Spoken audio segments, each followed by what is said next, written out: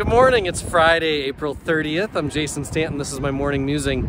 We're in the midst of a chicken queue, so actually it's not Friday, it's Thursday afternoon as I'm recording this, but I wanted to not only do my morning musing, but also say thank you for those who supported our chicken queue.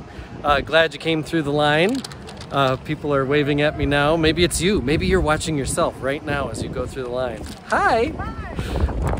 As I've been out here in the wind-blown Thursday afternoon that it is, I've been thinking about hair. That's my musing. It's a silly musing today. I read an article, I remember a couple of years ago, talking about how Alexandria Ocasio-Cortez, she caught a bunch of guff for getting her hair cut and colored, $80 to get it cut, $180 to get it colored, and because she's such a person that speaks up for, you know, those who are disadvantaged and don't have a lot of money, everybody's like, well, it must be nice to have that kind of money to cut and color. And she wrote on her Twitter account, first of all, this would never be a story if it was a man. Second of all, and I can't remember all of them, but second of all, if I went on TV with raggedy hair, that would be the lead story. And it was born to be right, of course, because there's other examples of that being the case.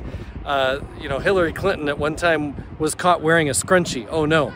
And then it led, as I was reading a story about this, it led to a story about Tony Blair, the former Prime Minister in Great Britain. He was seen recently wearing his hair very long, and it actually, the way the story was told, it shocked people who saw him. And because they hadn't seen Tony Blair with long hair before, and so it did.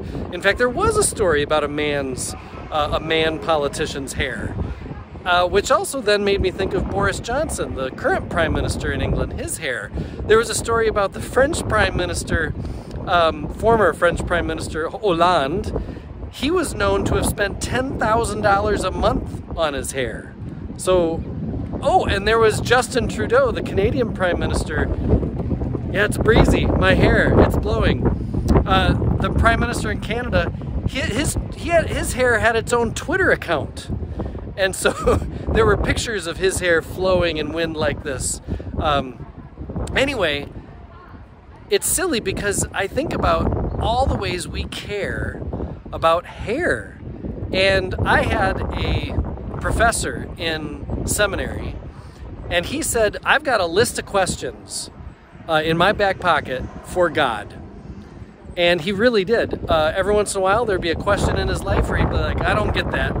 And he'd take this sheet of paper out of his back pocket and he'd add that question to the list. I wonder what's on your list. My question for God is, what's up with hair? Hair's weird. Some of us have different colors, some of us it's curly, some of it's straight, and some of us can't grow any, and others of us can, like more than we want. And it matters. I mean, like, we haven't elected a president who's had a bald head since Eisenhower. Hair is a thing in all kinds of different ways. I actually heard the term hair privilege a couple years ago for the first time. As one who enjoys hair privilege, I guess, I don't understand how difficult it can be to not be able to grow hair. All in all, it's a question I have for God. What's up with hair? And I know in Scripture, Samson's hair mattered. Moses is never, Jesus for that matter, are never painted or depicted without like long, flowing, full hair. So in all this hair talk, I just encourage you to think about, what are your questions for God? When you get there, what is it that you want to ask? It's just another maybe more fun way to keep faith alive.